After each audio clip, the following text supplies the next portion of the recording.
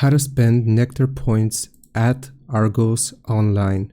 I'm going to explain how this works.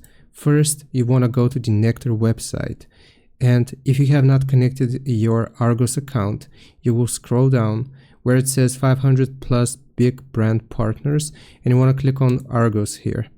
Once you click on it, you will scroll down and you should see every £1 you spend at Argos is worth 1 Nectar point when shopping in store and online.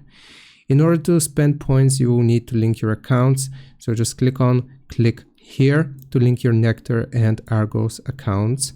And right here, Nectar at Argos, you can now collect and spend Nectar points when you shop at Argos.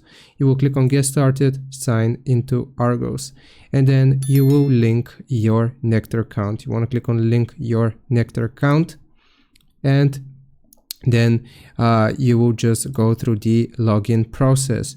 Once you have linked your accounts, let's say that you want to spend those points. I'm just going to go into Argos and just go into gaming, and let's say that I'm trying to purchase something. I just realized I have something in my trolley.